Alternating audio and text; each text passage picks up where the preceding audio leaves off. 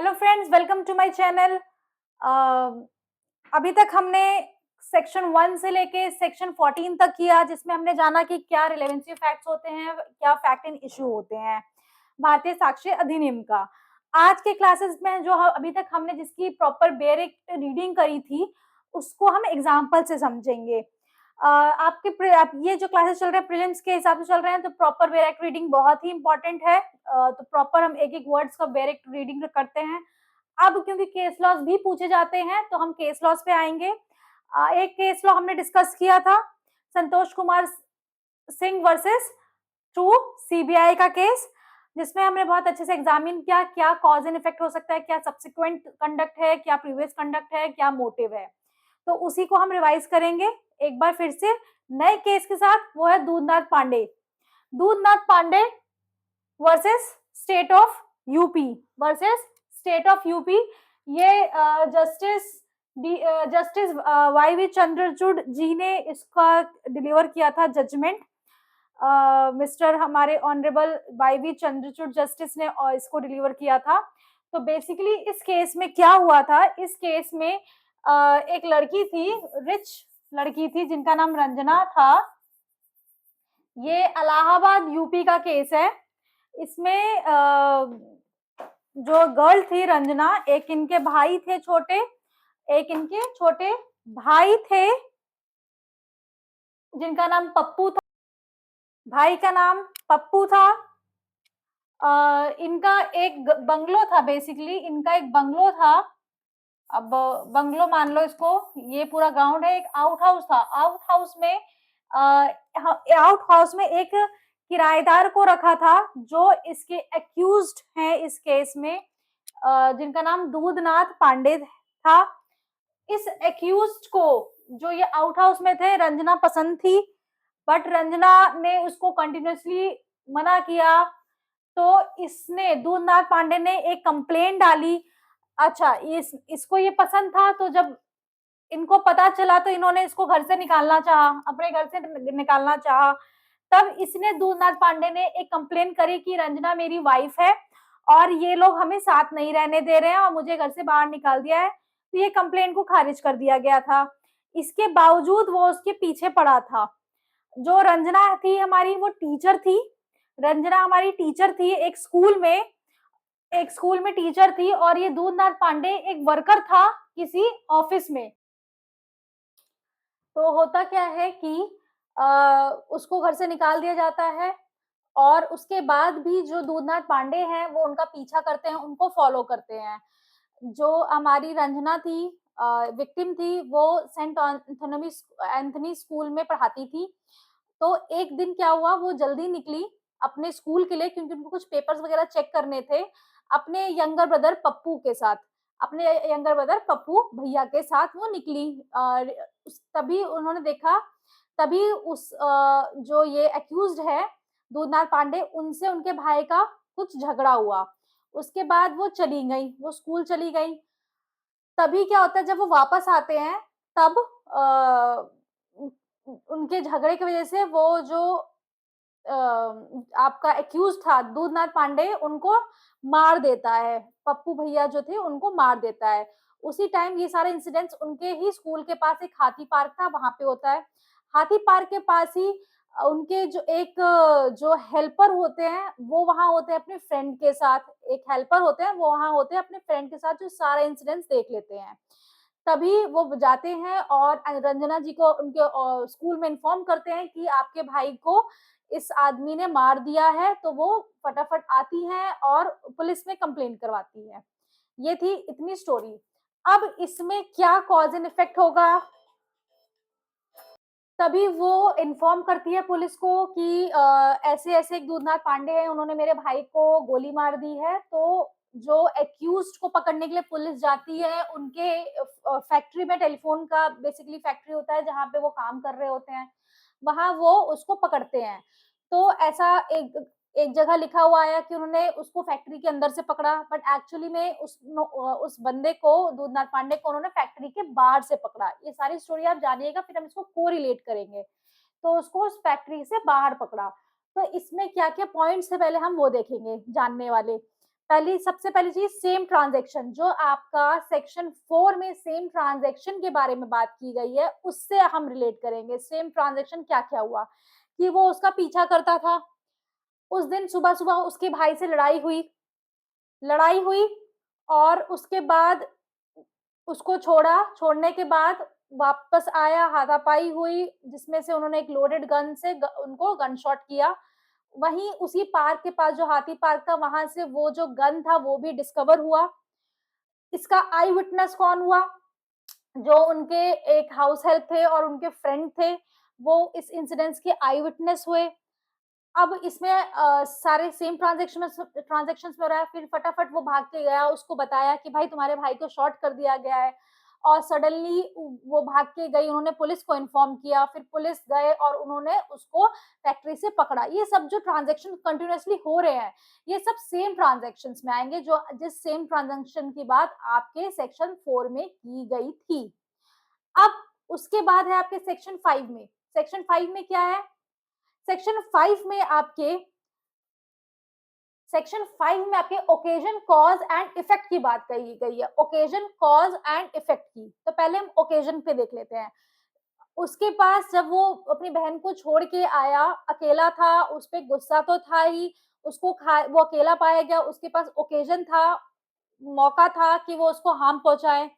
अब उसके बाद वहां पे हाथापाई हुई, वहां पे जो भी हुआ आपके उस इंसिडेंट्स के बाद, वो आपका कॉज एंड इफेक्ट में आ जाता है। फॉर एग्जाम्पल उसको चोट लगी थी लेफ्ट साइड, ये सारा कॉज एंड इफेक्ट हो जाता है उस इंसिडेंट्स का जब उसने मारा। Then section 6 is about motive, previous and subsequent conduct. Motive, preparation and previous and subsequent conduct. इसमें उसका मोटिव था। मोटिव क्या था कि भाई वो उसको पसंद करता था, बट उसके बावजूद उसने कंप्लेन करी, उसको घर से निकाल दिया गया।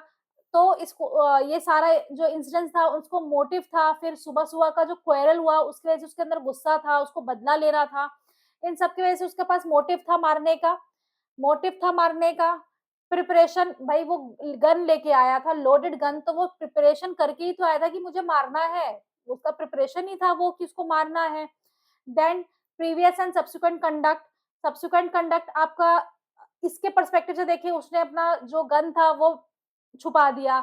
तभी जब हमें रंजना को पता चला कि उसके भाई को गन शॉट कर दिया गया है, तो वो भागते हुए आई, उसने पुलिस को कंप्लेन किया तुरंत।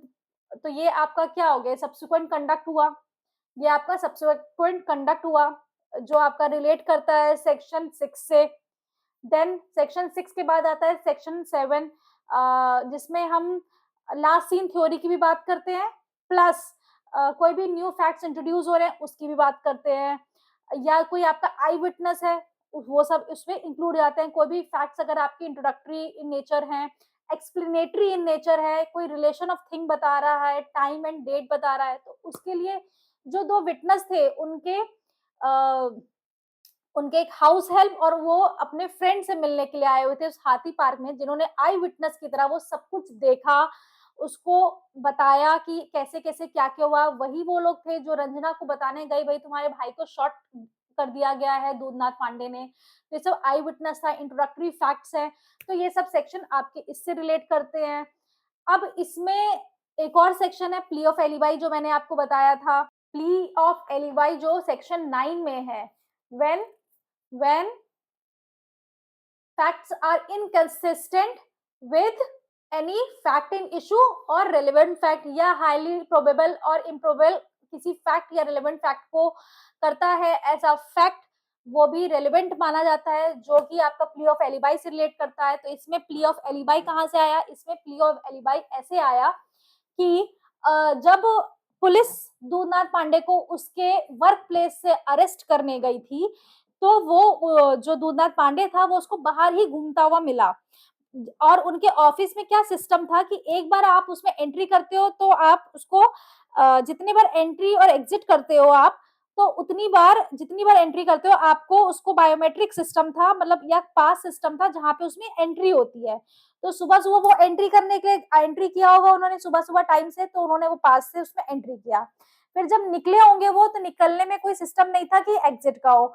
बट जब अगर वो दोबारा एंट्री करते, तो फिर से उनको रिकॉर्ड करना पड़ता एंट्री करने के लिए। तो उन्होंने क्या किया, वो बाहर निकले और उन्होंने ऐसा प्रिटेंड किया कि भाई हम तो ऑफिस में ही थे, क्योंकि मेरा अगर मैं बाहर जाता तो मैं एंट्री करता, बट मैंने तो एंट्री की नहीं, मैंने तो दोबारा आने की एंट्री की नहीं, मैंने सुबह एंट्री करी, इट मीन्स मैं अपने ऑफिस में ही हूँ। बट पुलिस ने बाहर पर उसको अरेस्ट किया था, तो इससे उसको प्ली ऑफ एलिबाई भी नहीं मिला कि आप बाहर अरेस्ट किए थे, इसका मतलब आप बाहर निकले हो, और अगर आप बाहर निकले हो तो पूरे चांसेस है कि ये ऑफेंस आपने किया होगा। तो इस तरीके से उसको प्ली ऑफ एलिबाई भी नहीं मिला, विच इज अंडर सेक्शन 9। तो ये तो अभी तक के जो सेक्शंस हमने पढ़े उससे हमने कोरिलेट किया। अब हम बाकी एविडेंसेस को कैसे अप्रिशिएट कर सकते हैं, कैसे अप्रेजल कर सकते हैं। उनका पोस्टमार्टम रिपोर्ट हुआ जिसमें बताया गया कि वो इंजरी सफिशिएंट था to cause death, sufficient to cause death, एक तो ये चीज हो गई थी। फिर पोस्टमार्टम में इंजरी के साथ साथ ballistic report, ballistic report, opinion, expert opinion लिया गया उस बुलेट को लेके, जो भी उनको लगी थी उन बैलिस्टिक रिपोर्ट मंगवाई गई, जो हमारे आई विटनेस थे, इन सब चीजों को मिला के सारे सर्कमस्टांशियल एविडेंस होते हैं। जब हमारे पास कोई डायरेक्ट एविडेंस नहीं होता है किसी भी ऑफेंस को कमिट करने का, तो इस तरीके से हम सर्कमस्टांशियल एविडेंसेस को कनेक्ट करते हैं, इस तरह के हम सर्कमस्टांशियल एविडेंसेस को कनेक्ट करते हैं एंड हम कंक्लूजन पे आते हैं।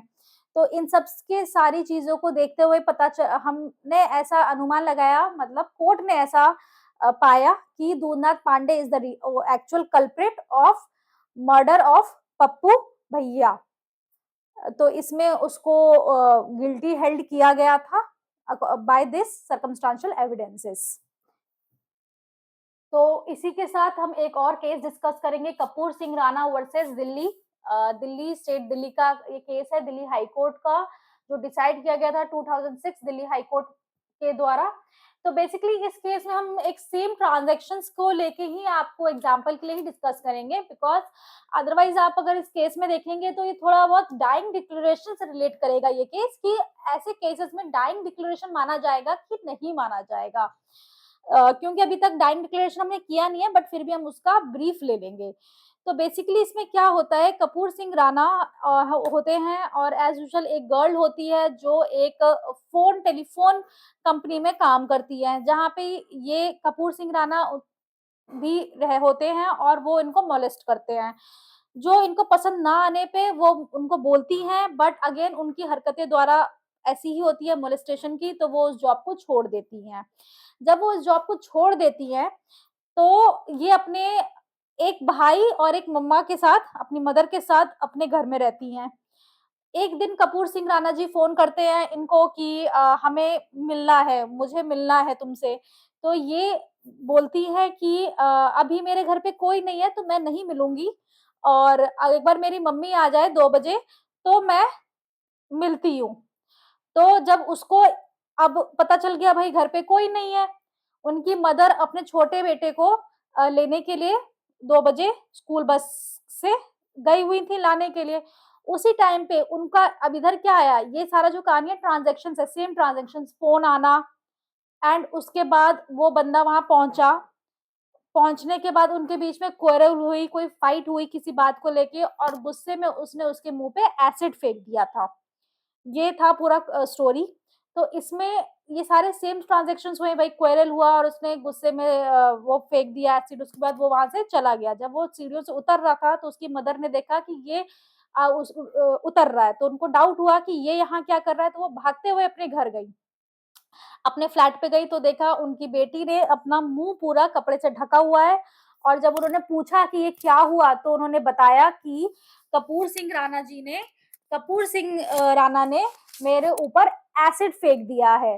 और वो बहुत चिल्ला रही थी, तो वहाँ पे पड़ोसी भी बहुत सारे इकट्ठा थे, नेबर्स वगैरह भी वहाँ पे इकट्ठा थे। तो ये सारा इंसिडेंस जो है आपका सेम ट्रांज़ैक्शन में आएगा। अब ओकेज़न क्या हुआ, जब उन्होंने घर पे फ़ोन पे बताया, भाई मैं मेरे पास अभी घर पे कोई नहीं है, एक बार मेरी मम्मी आ जाती है फिर हम मिलते हैं। तो उनको ये ओकेज़न दिखा कि उसके घर पे कोई नहीं है, वो अकेली है, सही टाइम है ये उनसे बात करने का शायद। तो इनको जब ओकेज़न दिखा, मौका दिखा, तो ये उनके घर पहुँच गए। ये इनके घर पहुँच गए और उनके बीच में क्वेरल हुई। क्वेरल होने की वजह से उन्होंने उनके मुँह पे गुस्से से एसिड फेंका।